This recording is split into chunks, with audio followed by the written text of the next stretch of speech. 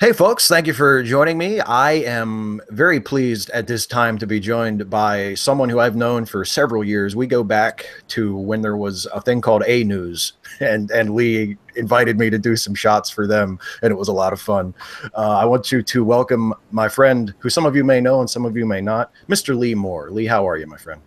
I'm great, Steve. Thanks for having me. And I got to say, it's been over 5 years since we first did that A News project. Can you believe that? Yeah, we're old. We're so old.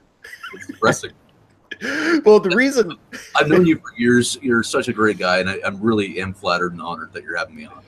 Well, I know I think it was the first time we met in person was when we were both at the Pennsylvania Atheist Humanist Convention in Harrisburg 2 years ago, and I didn't even know you were there. And we hadn't, I don't, and it had been a while even since we had spoken online. And you came up to me and just gave me a hug and said, "Hey, how are you doing?" And it was really cool. So yeah, we go back a few years, and the reason that you're here specifically is because you've grown ever more ambitious in your years as an atheist activist, and now you are organizing a new atheist convention to be held next year in New York City, right?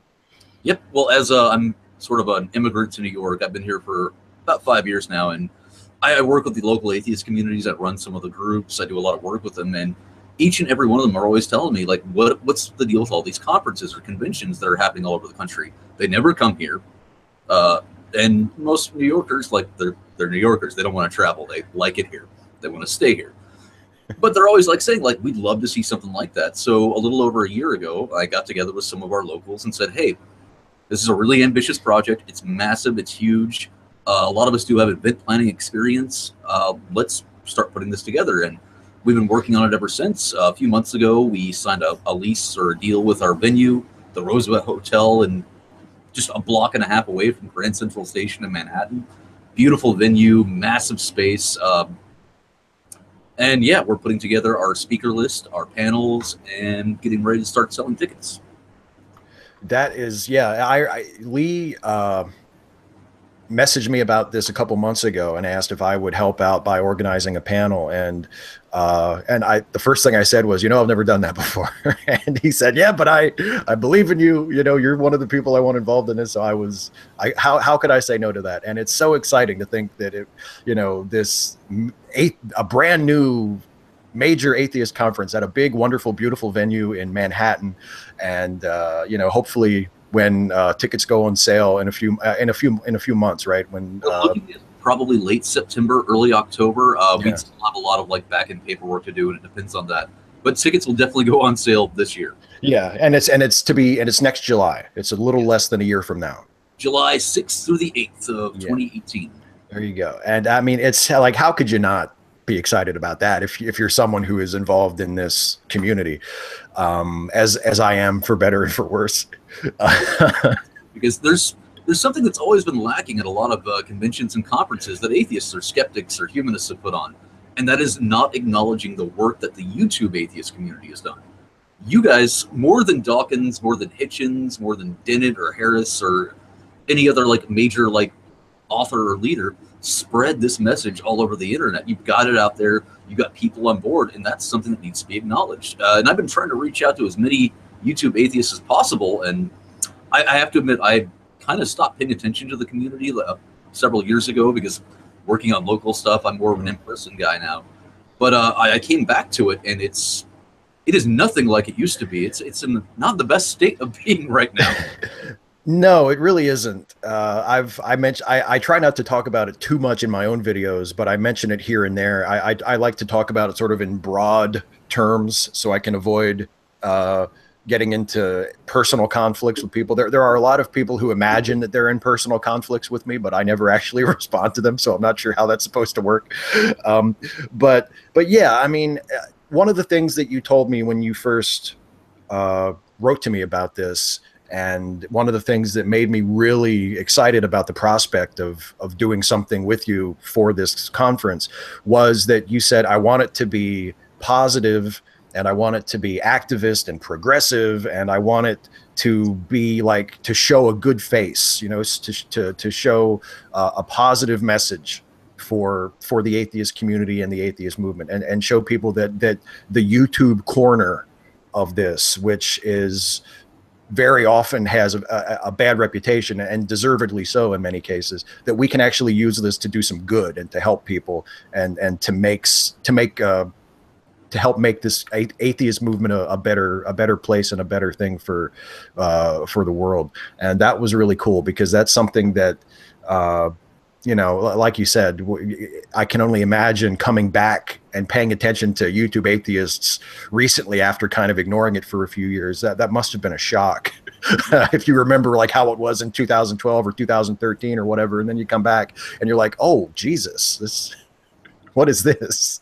Well, in 2012, there wasn't a dude in the cartoon bear costume attacking you all the time. So no, things have changed. But that's one of the things. Things have changed, and not for the better. Things have gotten worse, and it's not just in YouTube. It's the podcast scene, the local scenes. Our movement is pretty sickly right now, and it has a lot to do with these divides that we started discovering around the time of the first Reason rally.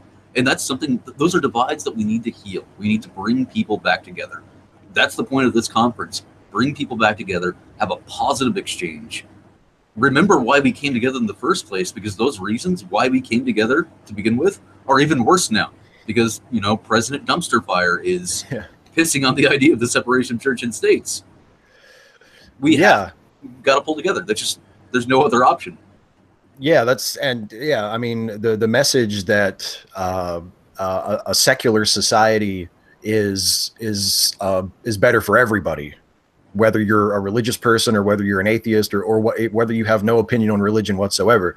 A secular society, in terms of the government's relation to the people, is the ideal arrangement as far as we can tell, because that means that everybody has equality under the law. Nobody's allowed to impose. Everybody's allowed to believe whatever they want, but nobody's allowed to impose their beliefs or their church's rules on other people. And I do feel like that's a really important message that has been lost, and also, unfortunately, that because so much of the community, particularly online, has become so nasty, that a lot of people have just sort of left or stopped paying attention, or said, well, yeah, I'm an atheist, but I don't really want to get involved in this because it seems too nasty for me. Or, you know, I'm a woman, or I'm a black person, or I'm a trans person, or what have you, and I just don't feel like this is for me. You know, I don't feel like I'm wanted here, which is incredibly sad. You know, it's actually the really messed up thing, because I do a lot of local groups, a lot of local work. I get people together, and I've got like set codes of conduct, rules of engagement, and we don't have any of those problems that the online community has, because in person people actually try to be a bit more respectful. Online, I don't get this whole like, I'm anonymous, therefore I can say and be a dick left and right. It just doesn't make sense to me. Well, I mean, an atheist and someone who actually thinks that you can be good without God, I don't see a point in being an asshole to someone else for really no reason, no benefit. Yeah, you can disagree with people all day long. I disagree with people all the time. I don't even necessarily agree with some of the things that we're going to be doing at the Atheist Conference. For instance, I'm a huge anti-theist. I think religion is horrible and should be destroyed. Right. But I understand, because I'm a rational human being, that that's not happening anytime soon. And the goal should be tolerance, acceptance, and working together across the board. That's it. That's all we're trying to fight for. Yeah, which seems completely reasonable, you know. And the reason I think why things are better in the real world side, because like I'm obviously not nearly as involved in it as you are. You as you said, you spend most of your time you know, in person, organizing groups, doing local events, talking to people one-on-one. And I make YouTube videos, and I like whenever people, because sometimes if I'm a guest on a podcast or someone will describe me in some way, sometimes they'll refer to me as an activist, and I always kind of bristle at that, because I'm like, that's nice, like I think that's a proud thing to be, but I make YouTube videos. I don't know if that's what I am. No, you are an activist. No, don't even try to start that shit. You are an activist. You try to put out a message to encourage people to be better human beings and do better for themselves and everyone else. That is a core of being an activist. You are trying to fix things. And yeah, You're doing it with the YouTube channel. So what? I do it by writing letters to Congress and getting people together Yeah. in person. We all have our own ways of being activists. But that does Well, not an activist. I'm not trying to I'm not trying to shirk the label. I'm just putting it out there that I, you know, just suggesting that maybe I feel a little like I'm not worthy of it. But I'm really happy that you think that. You know, if that's how people honestly think of me, that's great. But in the real world community, in the side of it where people go to conferences and hold events, I think that half of the community made the decision that, you know, these problems had to actually be dealt with when people started raising concerns about like sexual harassment or people feeling left out or people feeling, you know, like they weren't welcome in the community because of their identity or whatever. That the conferences and the actual, you know, meetup groups, for the most part, decided to try and do something about that. And they haven't all done a great job.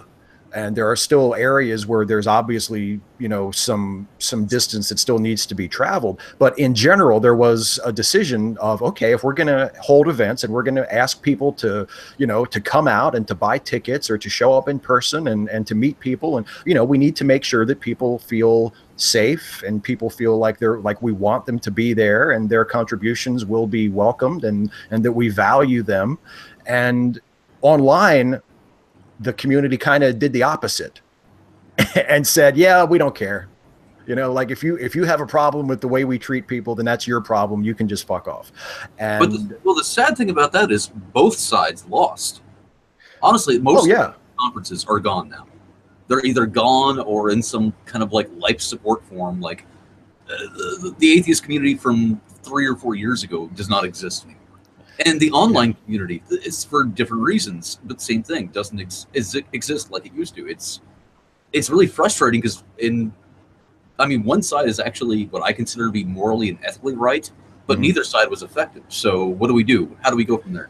Yeah, I guess that's the challenge of putting together this conference, is wanting, because I mean you're right. The atheist movement in general, I think, has been stagnant for a while. I feel like, you know, we got a big burst of energy about 10 years ago when, you know, the Four Horsemen were writing books and everybody was like, oh, Christopher Hitchens, Richard Dawkins, you know, Daniel Dennett, Sam Harris. And as much as I love those guys, I would not accredit the burst we have to them. I honestly, really? I love their work.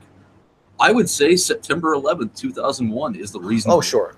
Was exploded. In 2001, so many people said, wow, this religion thing is terrible. We need to get the hell away from it. Look at what it does to people.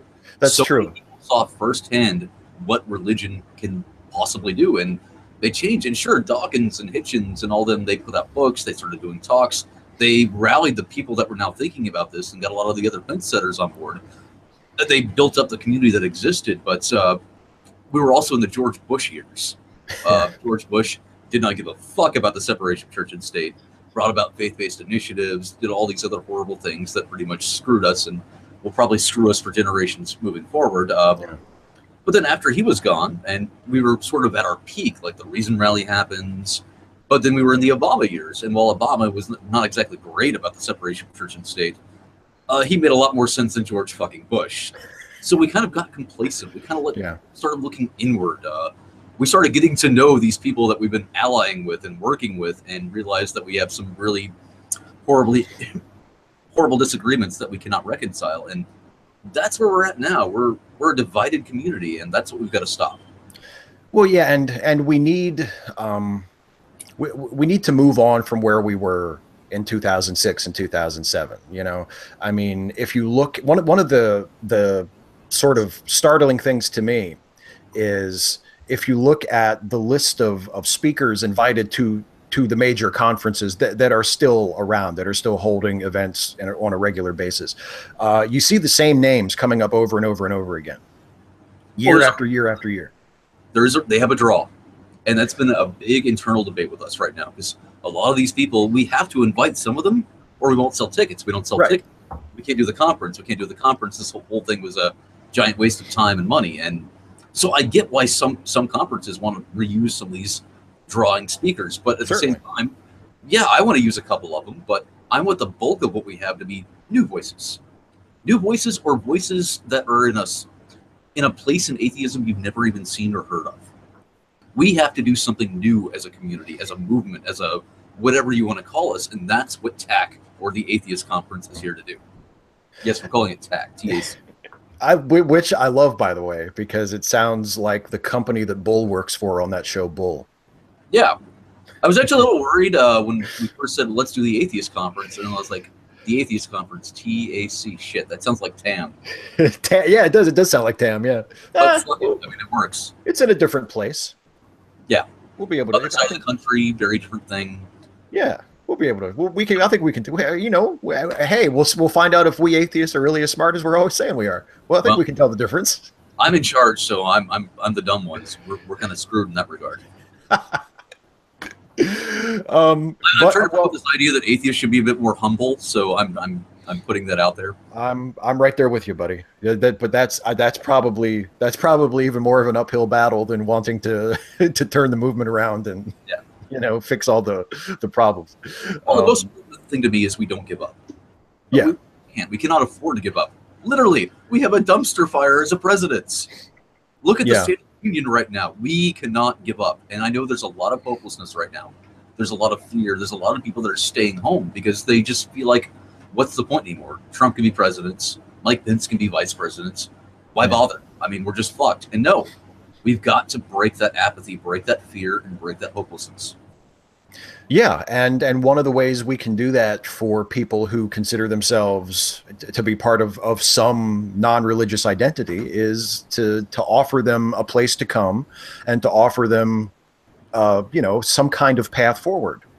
And I think that conferences like this, and conferences specifically that are focusing on building for the future, are great. Are just absolutely a necessary step in that. And what you were saying earlier about how you need to keep inviting some of the established draws because otherwise you won't sell tickets. And I feel like maybe, and this is just off the top of my head because I haven't thought about this until just now. It just occurred to me. But part of that is also on us. As people, not just as people who are organizing the conferences, but people who are invited as the new people to speak, or to be part of a panel or to organize something. Like, we really have to take this as a challenge and to do whatever we can to knock this out of the park. Where if you are someone who is not as established on the conference circuit, you're not someone who gets invited to speak all the time. You're not someone who is thought of as, oh, they're going to speak, I'm going to buy a ticket to that. But you get a shot, you get a chance, you get invited to speak. If you're someone who Lee reaches out to and says, hey, come join us at TAC, you can give a talk, you can be on a panel or whatever. You need to seize that opportunity and just knock it out of the park. And show people who come to your talk that you're someone who is entertaining and is smart and is interesting and has something of value to say, and so that when they leave whatever your event was, they'll remember who you were and they'll say, I'm glad that I was here for this. Because there were people at the event that we were at a couple years ago in Harrisburg who I sat down to watch, not really knowing who they were or expecting a whole lot from them. And I walked away thinking, I'm glad that I saw that person. I'm glad that the conference was great. It was actually the first conference that I ever spoke at. Yeah, you spoke at that. Absolutely. Yeah, and a lot of new people, a lot of folks I'd never seen or heard from before were there, and they were great. Like, their talks really meant a lot to me. And of course, there were some I didn't really enjoy, but that's always the case. Yeah, but I mean, it's an opportunity, you know what I mean? And it's an opportunity, not just like, I know there's pressure, when you're handed, 30 minutes or 60 minutes or however long, and okay, there you go. Here's your microphone. Here's your audience. Talk about whatever you want. That's a lot of pressure. But if you keep in the mindset of, not only do I have to get through this and just do something for 30 minutes to keep these people in their chairs, but I really have to make the most of this. And I have to, put myself out there as, I'm someone who can help to carry this thing. I'm not necessarily going to be the next, headliner, but I'm going to be someone who is going to be a solid bat in the lineup, so to speak, and that we can build this team around going forward, so Yes. that in 10 or 15 years, when the current big draws are not around anymore, there will be other people that we can call to say, you know what, I'm going to invite him, or I'm going to invite her, I'm going to invite them to speak at this conference, because I know people will show up to see them. Of course. And I've got to say about like some of the people that we perceive to be draws, some of them are not the draws they think they are, and they act like they are. Like, I love Lawrence Krauss, love him, Right. and I would be honored if he spoke at our conference, because I think he's a great speaker, a great science Yeah. promoter, has something worth hearing. But he speaks in New York at small events like 4 or 5 times a year, and the draw is not that great. Right. So it's just, why would I bother with that? Why would I bother paying his absorbently high speaker fee when we're not paying anybody speaker fees? Nobody gets paid from this conference. It is a nonprofit entity, Yeah. and all of our profits will be directly donated to secular causes. No, that's cool. That's a good. Yeah, that's a good detail to mention. I mean, the idea that someone should be paid $35,000 for like an hour and a half of their time when that money is direly needed. If you look at the major atheist groups right now, like the national groups, the ones that are doing the real activist work, like American Atheists or the Secular Coalition, they're not bringing in the kind of donations they used to. Most of them are starved for cash. They're downsizing left and right because people just aren't giving like they used to. And I talk to a lot of the major donors out there, and they're like, well, we're kind of tired of seeing the atheist community just fight amongst itself and not really get anything done. We'd rather not give money if we don't think it's going to go somewhere. And I'm like, I understand that. So the problem is on us to fix. Yeah. And I mean, I don't think any one of us has, a perfect answer to that problem. I know one of the frustrations that I have experienced, and it's something that I've felt myself as I have sort of gone through my own evolution as an atheist, is that after a few years, I got to the point where I just wasn't interested in fighting with people over whether or not God existed. And Never really been big on like debating anyone who disagrees with you. Yeah. I get a lot of hell for standing up for you for that very reason, and that's on you. But no, yeah, you're right. Like talking to people who don't agree with you. There's a couple of different issues there. I mean, if it's just a conversation, you know what I mean? Like if it's just, hey, do you want to, if we're like at an event or something and somebody says, hey, do you want to talk about whatever?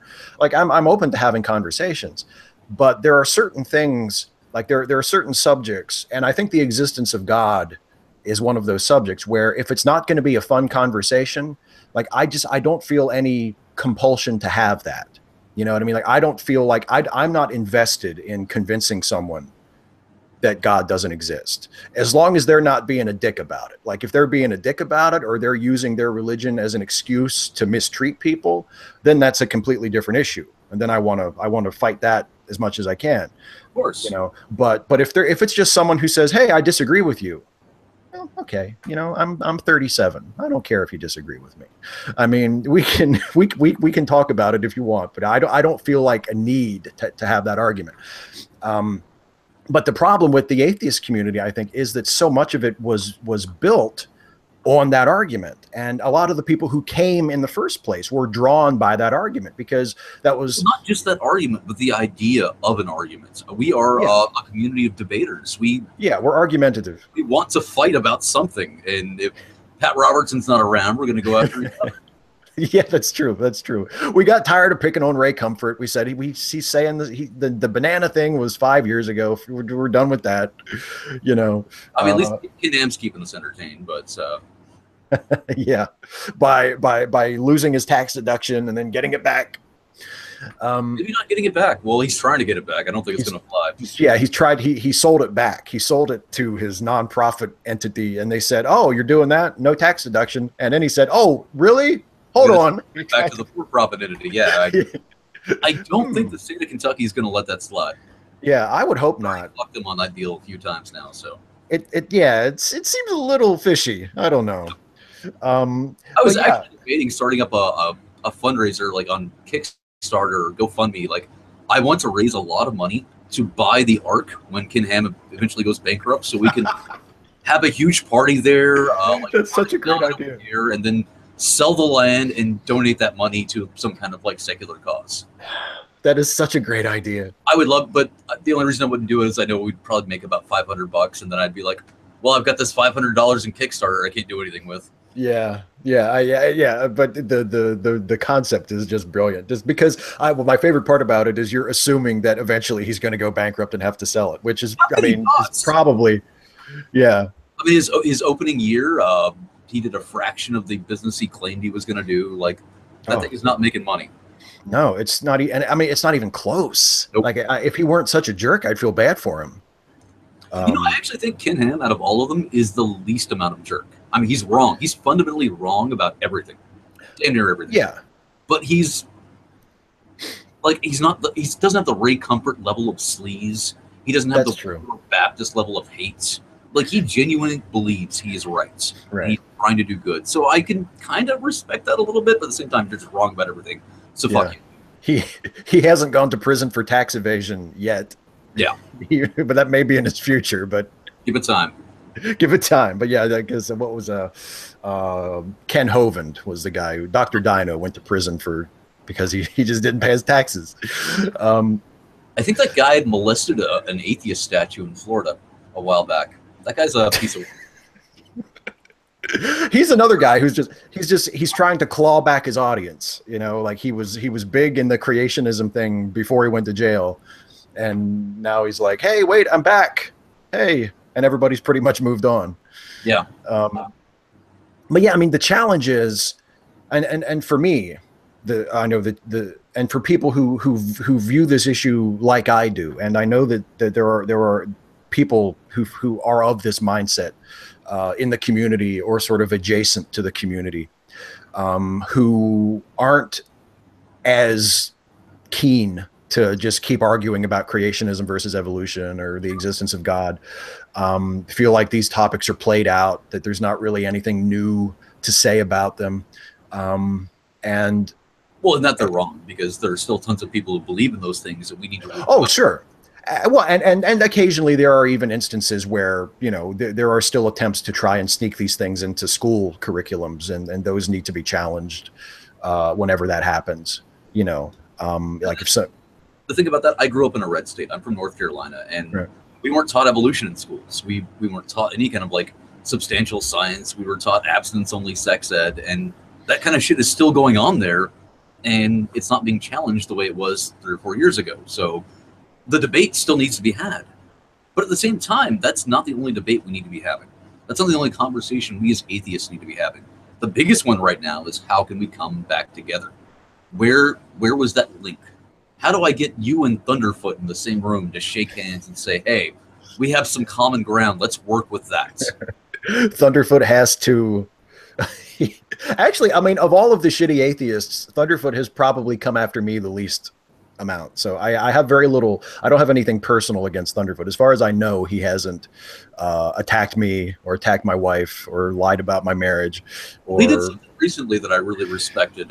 He stood up for someone who had a raw deal against his friends, and like, he made a lot of sense, and I really liked him for it. And I used to love Thunderfoot. I used to love watching him debate creationists. I used to love his skepticism and science videos. Like, he was a great thing, but he was a part of that divide, a part of that whole elevator gate nonsense that went on way back in the day. Like, well, and I think I'd love to see him come back to the table and bring that passion that he used to have.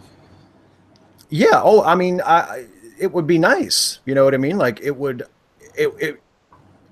take a lot, you know, for people like me to accept him again. But if he were willing to do that, I mean, or if anybody was willing to do that, there's, you know, there's nothing wrong with. We're all kind of like self-centered, egocentrical atheists. Like, he's not going to do a lot to come out, but he might do enough to at least show that he's an ally. And I think he has. So, and of course, I'm talking about Thunderfoot. I'm not talking about that guy who thinks he's a Mesopotamian king, or the guy who is the bear cartoon. I can't. Yeah, you could. Well, yeah. The guy, I almost said, you know, the guy whose gimmick is talking about stuff that he obviously knows nothing about, but that's pretty much all of them. Yeah, I gotta say, Uh, just for the record, when I first started this project, I was like, "Who are the YouTube atheists?" I searched Steve Shives into YouTube and found like 14 videos of like these various people. We've just destroyed Steve Shives. I was like, "Okay, let's see what this is about." And like, you took something you said years ago out of context and didn't account for the fact that people evolve as human beings. Like, it was, why are you even talking about this? I thought you guys are on the same side. It was very confusing. yeah. Well, it's, you know, part of it, I have to say, um, part of it is the fault of people like Thunderfoot. Not him just by himself, because a lot of us did it. I say us, even though I never really did it myself, but I'm part of this community, and I'm part of the. I'll take the blame for you if you want. Well, it's just We all fucked up. Every last one of us. And oh I'm yeah, guilty.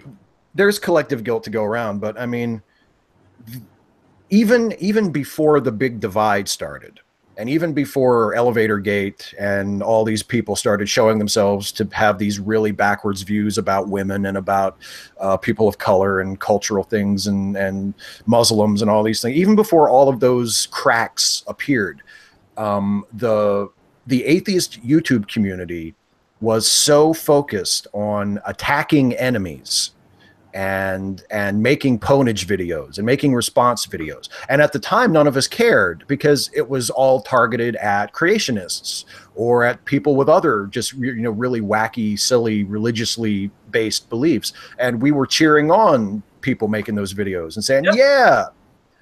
And but I think now that we're a few years past that and we see what that looks like when it's turned against other targets, I think that's part of the problem, because we learned to attack people instead of arguing with their ideas. And there are people. The YouTube community learned that not only attacking people is fun, it's profitable. Oh, that's a big part of it. So, you know, all these videos that people make about me, for instance, that's just another that's the option for people who are tired of making videos about Anita Sarkeesian. You know, it's a target. And it doesn't even really matter what I say or what I really believe. And it doesn't even matter how popular I am, because let's face it, I have 54,000 YouTube subscribers. I get, you know, if I'm lucky, I get maybe 2,000 or 3,000 views on a video, which I'm thrilled about. And I'm very happy to have that. And I'm grateful for every view and every subscriber I have. But I'm not exactly a giant, even in the relatively small area of YouTube atheists. Like, I'm just not that big. And yet Star Trek videos. It's the only reason. I need to make more Star Trek videos. I've got to point this out. Your one on Captain Jellicoe, like to this day, is one of my favorite things, because you made a point in that video which has resonated with me and is actually an influence on this conference. When you pointed out when Jellicoe and Riker were going at it, Jellicoe swallowed his pride and did the right thing, reached out to a guy that he hated because a job needed to be done. And that's something that we're all about. Yeah, I can see that. I don't care what side you're on. We need you on board. That's a good point. I didn't think about that. Yeah, and that's one of my most viewed videos of the last couple of years. So it's one of my favorites. So it's one of my favorites too. I made some money off of it. That sounds mercenary. That's not the reason. It's a really good video. I like the video, but it also just happened to make some money, and it was nice. Well, I should make some money. I mean, the idea of like supporting a cause, supporting a message, and being able to live off of it—that's great. More power to you. Oh, and I'm certain. I'm not embarrassed by it. I'm very happy about it. But you know, just the idea of content being derived from attacking people, I think, is the problem. And people, you know, people started making videos attacking me, and they got a lot of views. So other people said, "Oh, maybe I'll do that." You know, and then more people did it, and more people did it. And you know, they do the same thing to friends of mine like Christy Winters or Kevin Logan. They'll pick out a video that they did, and then they'll make their own video where they play the person's video and they pause it after a minute and they throw their own shit in, and then they play a few more minutes and then they pause it and they throw their own shit in. And it's just it's a way of making videos that people became accustomed to and that people realized was a path to becoming popular and becoming profitable without necessarily having to do all that much work, or even be all that skeptical or informed on the issues, because Hey, you're not, someone who tried to edit videos, that's a lot of work. yeah, you're, but like if you do a response video and you do it in that format where you play a little clip and then you respond and then you play a little clip and you respond, you don't really have to formulate your own argument. All you have to do is show why that person's wrong. It's just contrarianism. It's just reactionary, Of course. And that's easy. Anybody can do that. I do a form of that when I do an Atheist Read series. I'm doing it to a book. I mean, I try to make it a little bit more substantive than that, but I admit there are times when I'll just present a quote from the book and then I'll just respond to it and then I'll move on to the next thing. And you know, it's not necessarily my best work, but it's something that that I occasionally will do. And I think we're so oriented toward that it just, instead of people looking at their YouTube channels and saying, what do I want to make a video about today? You know, what do I want to talk about? What thoughts do I want to share? It becomes, who am I going to attack? Who's my next target? And it gets so toxic because of that, because it's all about, you know, hey, we're all of us over here, we're the good people, we're the smart people, we're the people who are right, we're the people who don't have our heads up our asses, and these people over there, they're the wrong, they need to be attacked, they need to be, you know, shut down.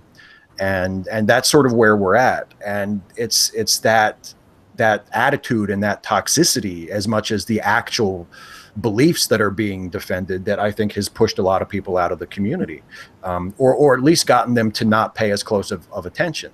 Well, I think the attack dog mentality is right. However, we got away from attacking ideas and moved on to attacking people. That's where we fucked up. Yeah.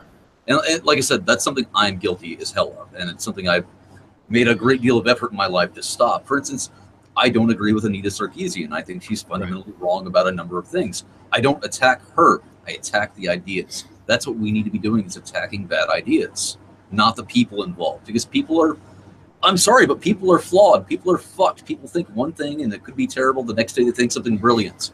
That's just who we are as human beings. We have to accept the human limitation and stop trying to like label each other as monsters. I don't think Ken Ham is a monster. I think he's got monstrous ideas, and those ideas are what we have to hit. That's just what we have to do. That's the only positive way to move forward, while still maintaining that passion, that drive to keep the fight going. Yeah, I mean, you have to reach a point where you acknowledge that we all have to get along on some level. Yeah. You know, because we all have to live together. And it's frustrating when you see people who are, you know, basically able to earn a very good living from doing the opposite of that, from attacking people. And, you know, it's like the really frustrating thing is that there's not a whole lot that you can do about it just as a regular person. I mean, if somebody does something that's over the line for a particular, like if they're making YouTube videos and they do something that seems to be in excess of the community guidelines, you can report them, but that usually doesn't amount to anything. Well, that's a way to handle that kind of thing anyway. The only way to handle people that are being that kind of negative is to, one, ignore them, two, promote a message that is far smarter and far more positive and far more appealing to a larger audience. That's all. And maybe offer free beer. I mean, free beer. Free beer. Well, your message is purely hate, and that's all you're spreading. That's all you're ever going to be. You're never going to accomplish anything. You're done. You defeated yourself. Yeah, you're making a few bucks now. That ain't going to last. The idea of what lasts, what matters in this world, is the people that change it. That's what you guys got to do. That's what we all have to do.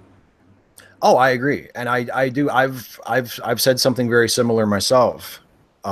Which is that the most important thing is to provide an alternative, is to do something of your own that is unique and that is special and that is positive and that is about what you can bring to the table. You know, I mean, I don't even like it. There are one or two people who are quote unquote on my side of things, who I agree with on a lot of stuff and have similar views, who do response videos that I actually make an effort to watch. Most people, even on my side of the street, who do response videos like to the toxic people. I don't watch those either because I just find that boring, and I don't think that takes. I don't think that takes a lot of skill or talent to do that. But people who make their own thing, people like what ContraPoints has been doing lately. ContraPoints has been just absolutely knocking the ball out of the park lately with videos that are like little miniature movies, but that also illustrate a point of view or make an argument, that are just fantastic and are utterly unlike anything that anybody else in our little sphere is doing. We'll have And to find the link of that, but I've never heard of it. So yeah, he's doing amazing stuff, and he's someone I've invited to be in the YouTube panel. excellent. And hopefully that'll come together as the way we want it to. But yeah, Talk more about that YouTube panel. Well, see, I would love to brag about it. And everybody that I've invited has said that they want to be in it. So I guess we could talk about it. But it's one of those things where it's like, oh, I hope it works out. You know what I mean? Because we're still like a year. When I say talk about it, we can just say there will be this thing. It will be awesome. It's going to be a YouTube panel at the Atheist Conference. It's going to be awesome, and I'm going to be there. And hopefully, I just mentioned ContraPoints. Hopefully, ContraPoints will be there, and a few other people. And hopefully, it will be a great reflection of the overall message of the conference, which is, you know, we're in not the best spot right now, but here's our ideas for getting out of it and for moving on and making this into what it needs to be and doing something positive and creating a place for people who are concerned about, you know, religious extremism or religion overstepping its bounds and trying to impose itself on people through law and all of these other, you know, separation of church and state being threatened, all of these other issues, you know, that you have some place that you can come to do something about it or to talk to people who are in the same boat that you are. That's I think one of the most fundamental things that we need to do. That's one of the things that has changed when I was talking a little while ago about how I kind of lost interest after a few years in you know, debating religious questions with people. And I started to get a lot more interested in my fellow atheists, and especially my fellow atheists who don't feel like they are well served by the community or don't feel like they are welcomed or valued as much in the community. And that became something I was a lot more interested in. And that became the thing that I wanted to help with, you know, like, and because there are plenty of people who are still interested in having the fight, you know, about the existence of God or creationism versus evolution. But that's not my primary motivation anymore. My primary motivation is as someone who cares about the atheist community and wanting to make it a better place for people who need it. Yeah, I gotta say, 2 years ago, I would not have agreed with you. I would have said that the fight was more important. But running local groups, you get to see those kind of dynamics. You get to see the kind of things that happen in there, the way people interact, the way people are occasionally shitting to each other. And I realized that, yeah, our biggest concern right now, our biggest problem is the community and building a place where everyone is welcome. I had this one girl, and I'm not going to mention names or anything because nobody here would know them anyway. But I had this one girl come to one of my weekly events, and it was like just like a round table, like let's all just have fun and talk and be silly and have a few drinks kind of thing. And she was started like espousing these really anti-trans statements. And we have members of the trans community in our group, like almost every week, and they're welcome, they're loved, they're our friends. We look at them as no different than anyone else. But just to hear the kind of hate and vitriol coming out of this girl's mouth about how, like, no, if you have a penis, you're a guy, you're wrong, whatnot. I'm like, that's not what they identify as. Why do you care? Why is this an issue? And just spewing this hate to the point where I had to tell this girl, you need to leave. But like, I can't have you here. We cannot have people here like talking shit about other people here for nothing they've ever done themselves. Like, this is just not cool. We're trying to be a community. We are people that are there for each other in our time of need, in our time of joy and triumph. We're a circle. We're a family of sorts without the crazy cult things or group sex, which I keep trying to bring the group sex, but nobody wants to do that. So, Oh God, Lee's gonna bring up the group sex again. They see you raising your head. Excuse me. Exactly. My girlfriend's probably like giving really dirty looks at her phone right now. What the fuck? What is he on about now?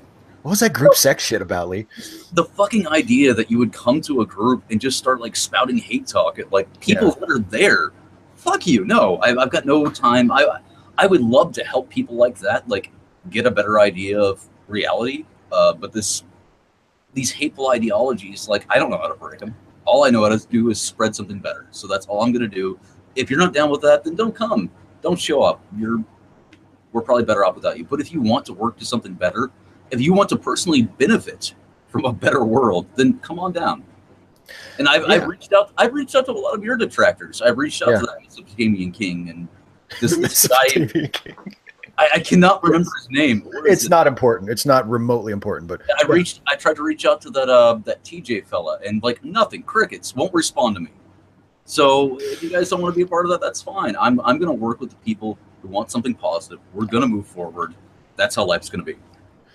Yeah, well, and I mean the thing that we need to remember is, and this has become one of my sort of stock answers when questions like this are raised, especially when it gets to the issue of like, well, like how should we handle engagement with people who have really, really just ugly, awful ideas.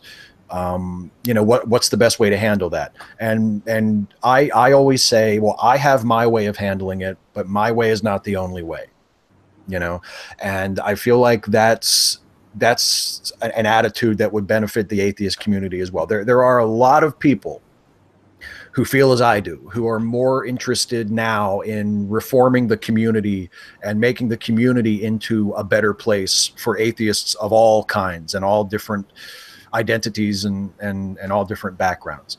But there are also still a lot of people who are more interested in looking out and in fighting battles with religious folks and in making sure that everybody stays in their lane, and that the wall of separation between church and state is still intact and even strengthened. And we should be doing both. Yeah, and we need both. Yeah, we need both. And there needs to be room for both. Well, I'm big on the idea of like a big tent tactics. Like we need to have tactics from every idea, like pushing forward, doing something to change the world. That's what we should be doing. If you have an idea and you want to run with it, run with it. I'm going to support you regardless, unless it's let's kill all religious people. Then you're kind of in a scary place, and I hope you get the help you need. But no, it's just we've got to. The humanists, for instance, a lot of the humanist groups I deal with, like they're all about, well, we should just be friendly, be courteous, be kind, prove to people by setting an example. I'm like, that's great. You guys should do that. And there's the hardcore anti-theist activists who are like, we need to damn the man, fight the system, and burn it all down. I'm like, more power to you, brother and sister. And there's the people who are just like, well, I'm somewhere in the middle, or I want to talk about science, or I want to talk about this or that. I'm like, let's do it. Why not? It's all great, unless you're trying to find a way to like exploit the community, then more power to you. Looking at you, Sunday Assembly. Throwing shade. Oh God. I always think my go-to example for that sort of thing is someone like Dave Silverman, who does not use the approach that I would use.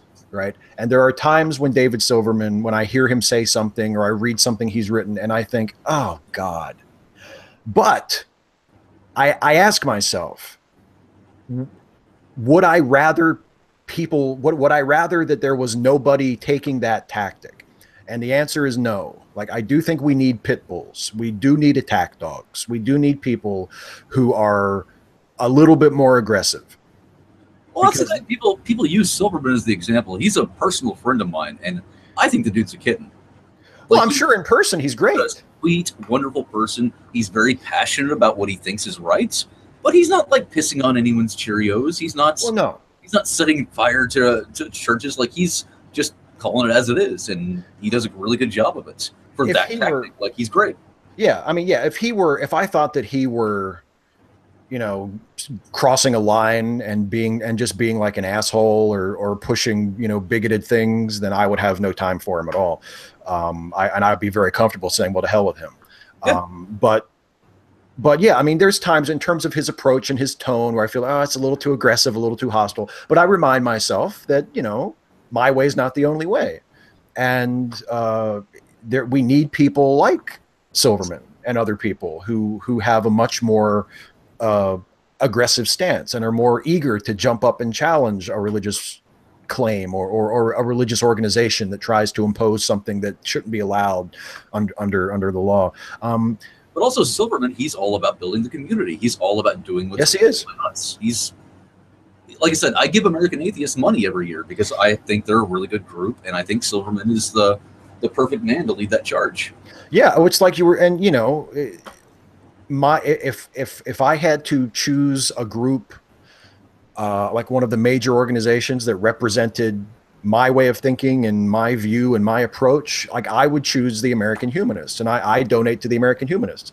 But I'm very glad that the American Atheists are there, you know, because I think I'm very glad the American Humanists are there, though I would never give them money. And well, that's cool because they've got me. I want them there. I want them doing their thing because they are doing good work. They're doing work that needs to be done, and I can cite them as a resource in my debates and my arguments, and they're great for that.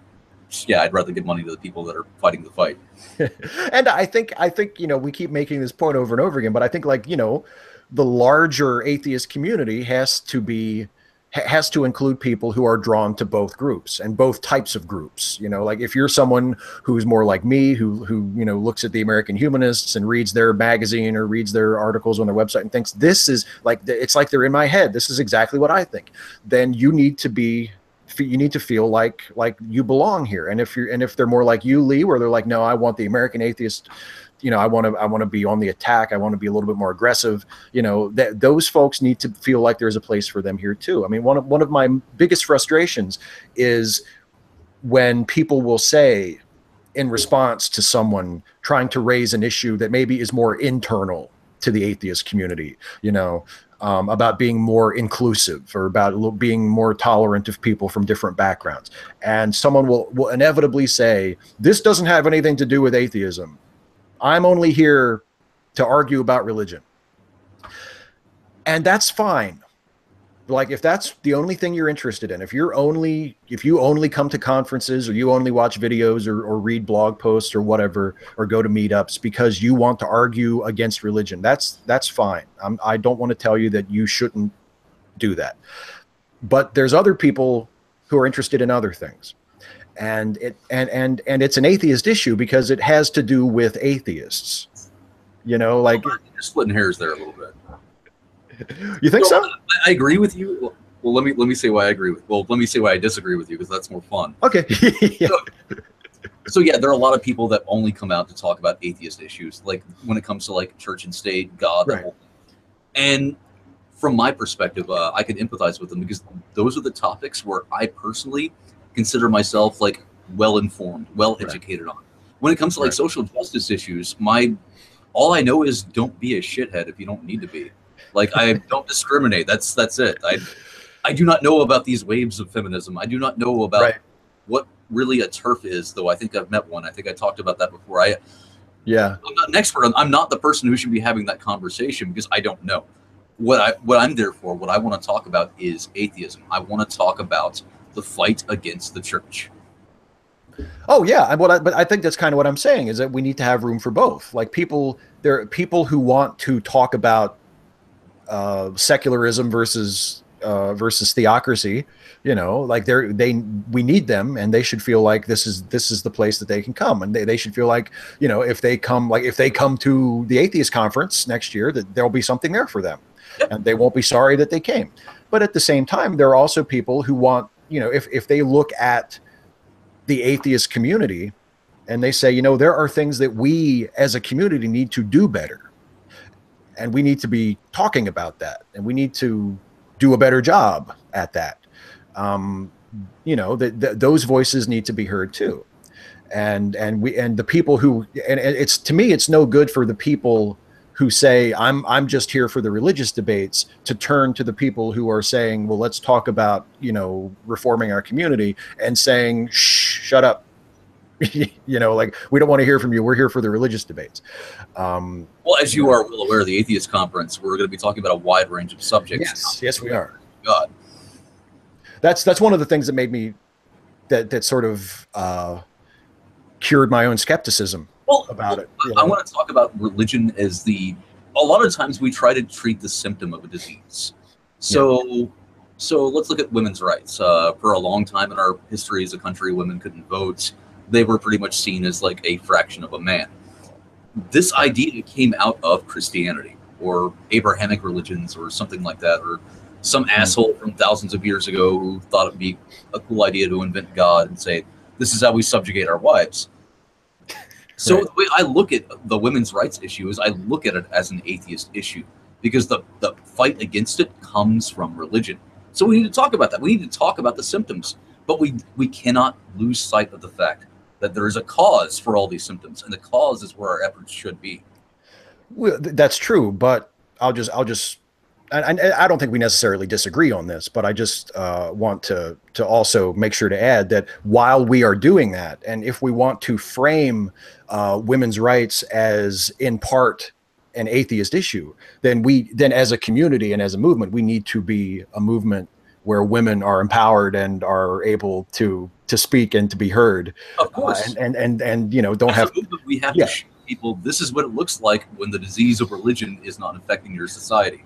Right. Yeah. And part of that, and in our community, they're free, they're great, they're happy, they're not harming anyone. It's wonderful. We party all the time. It's great. We're all equals across the board when it comes down to rights. Fine, good, whatever. What you guys are doing over there with the religion thing is scary. Yeah, and part of that is making sure that, you know, we're not asking women to just sort of overlook things when men do shitty things, you know, within atheist circles, which, as you pointed out a couple minutes ago, you know, the in-person conference world has done a much better job of addressing than on YouTube, where on YouTube it's like pretty much the opposite. It's like, oh, you don't like the way I talk about women? Well, fuck you. You know, there's a woman over there who likes it. I'm being bombarded with emails about what our harassment policy is going to be, and I really just want to say our harassment policy is don't be a shithead. Yeah, exactly. Just fucking, if someone asks you to leave them alone, leave them alone. Yeah, don't be a dick. You're a human being. Like, didn't you learn this shit as a kid? Like, basic empathy. Just don't be a shithead. You're fine. Yeah. Well, I mean, it's that's one of the shocking things, because what you were saying earlier about how you don't really know a lot about social justice issues. All you know is just don't be a dick.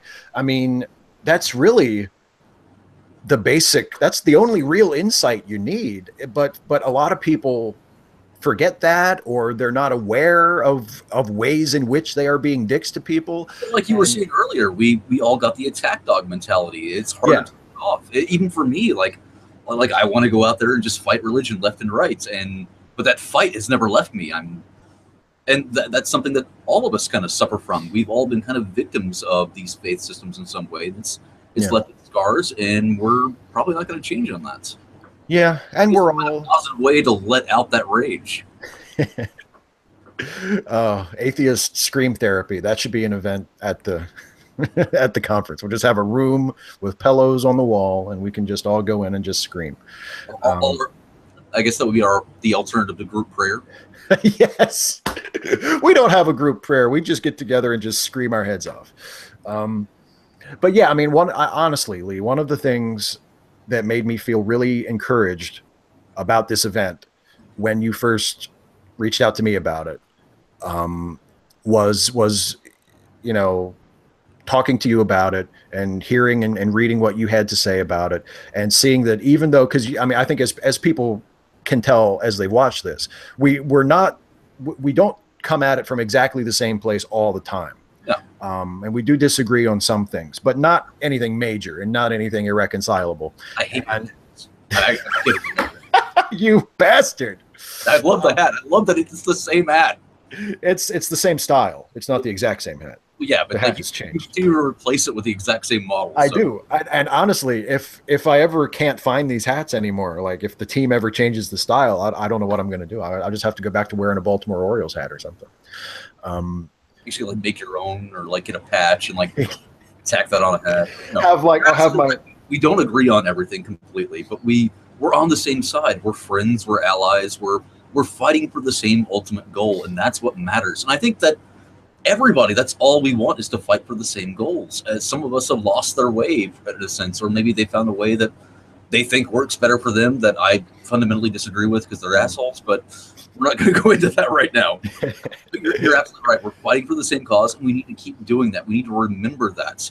We need to not necessarily like examine all of our differences, or if we do, like sit down as friends and gentlemen and yeah. ladies and decent, civilized human beings and talk them out like adults. Yeah, and I think For instance, what you could probably convince me that your way is better than mine. You probably could, because I'm an open-minded, rational guy, and you're an open-minded, rational guy. I guess if I even wanted to. I mean, like I'm happy with you doing things your way as long as you're not an asshole, and you're not. So I think we're good, you know?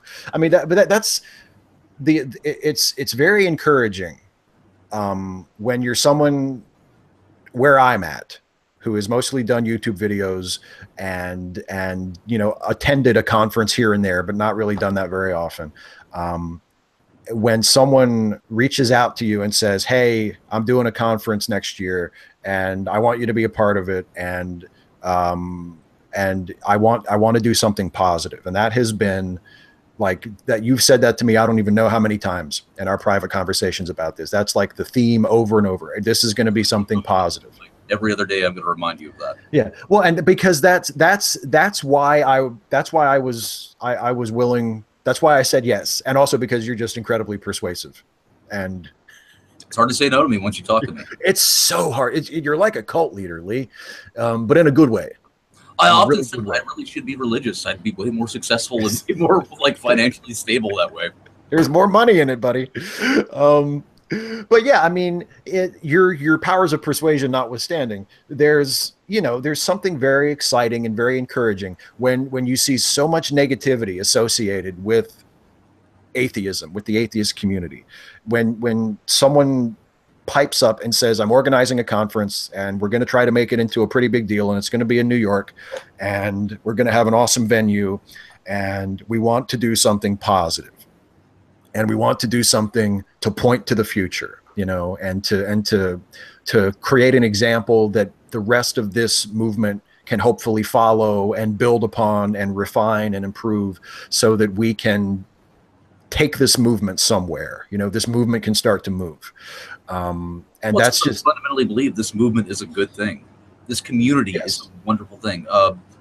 I went through a really bad divorce not too terribly long ago, and Mm-mm. it was this community stepped up independently, moved me into a new apartment, helped me get back on my, or helped me like get my head back together. Like the people that I've met in this community have been there for me in my darkest times, and I can never ever think that this is a bad idea. These are good people.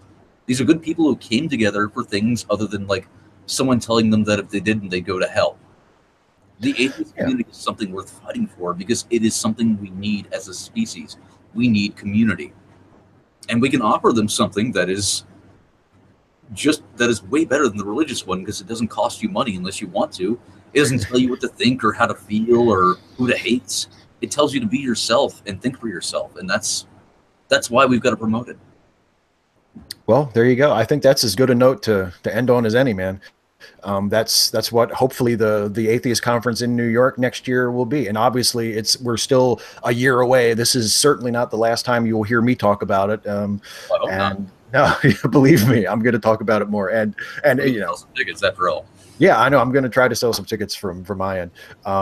But yeah, I mean, hopefully that's what it turns out to be. It turns out to be an event where people can come and they can feel like they can think for themselves and be themselves. I think that's a great way to put it, man.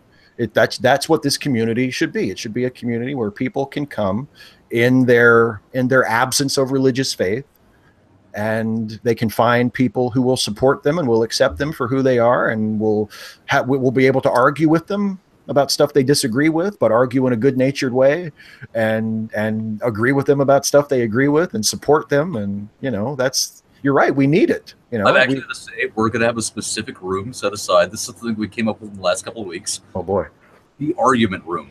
Yes. Agreement with someone. Here's 2 chairs and a table. Sit down, hash it out like adults. That's a great idea. I love that. That's, yeah. Of course, it's voluntary participation, but we're providing that space for you if you want it. Naturally. Well, that sounds great. So there you go. Hey, that could be a draw in and of itself. Come take advantage of the argument room. So yeah, I think that's it. We're going to do this. I'm going to play a small role. And play a large role. Don't kill yourself. I'm gonna play I'm gonna pretty much do anything that Lee talks me into doing. So at the very beginning of this, I gotta say, you were like, "Well, I'm not experienced in this. How else are you gonna get the experience unless you step up and do it? You can do this." That's basically what you said. Lee sent me a message on Facebook and said, "Hey, I'm doing an atheist conference in New York, and I want you to be a part of it and put together a panel of YouTubers." And I said, I don't have any idea how to do that. And Lee basically said, "Oh yeah, you'll be fine." Of course you can. And so far it's been, I figure it out. I'll help. Yeah, I'll do it. Yeah, okay. I guess I just have to ask people. Pretty much. That's all it really takes. I'm handling all the hard stuff, so that's true. That's what I tell myself. Like, Lee's actually doing the work. All I have to do is just ask people if they want to do it. So yeah. Content, make it something appealing, promote it. Like you still are doing a lot of work. Yeah, we have a lot. There is a lot to do in the next year, but thankfully I have help in the form of you, of course, and in the form of the other prospective panelists. So I think we're going to come up with something really great. And that show on a good note, into the note that the atheist movement has not peaked yet. We haven't even begun to peak. We're getting there. We're going to get there. We're going to make the atheist movement obsolete because eventually it's going to be the human movement. That's our ultimate goal. My goal is to put myself out of a job and to have Steve do Star Trek videos all the time. Oh, see that now you're talking. That's it. Now you're talking fantasy. That's the goal. That's absolutely the goal. Yeah. Reach for the stars. Hey, that's right. Keep your Casey Kasem used to say that. Keep your feet on the ground, but keep reaching for the stars. All right. Helps you jump if you want to get them. So yeah, I mean, you'll get a few feet closer to the stars if you jump. Well, we're going to wrap this up. Lee, thank you so much for joining me. We will definitely do this again before next year, and I will be talking about this on my own. But mark your calendars. July 6th through the 8th, 2018, New York City, the Atheist Conference. You will hear much more about it in the weeks and months ahead, but start thinking about it now. Those of you who think you might be able or interested to come and join us for this, it's going to be something really, really special. Seriously, vacation in New York City, in Manhattan. It's amazing. I love this place. You love it too. Yeah, I've only been there once, but it was awesome. And which was cool because I've only been there once, and it was to visit Lee, and it was I came in on the train, and the first spot that I set foot in New York City was Madison Square Garden, which is like the Taj Mahal to me as a wrestling fan. Well, it's actually Penn Station, which is under Madison Square Garden. It's under Madison Square Garden. But I walked out and it's like, oh, Madison Square Garden. And luckily this time you won't have to stay on my couch because we're at the Roosevelt. It's a 4-star hotel, and the rate for the room nights that we got through our negotiations is incredible. You will never in your life stay at a 4-star hotel for this cheap. Well, there you go.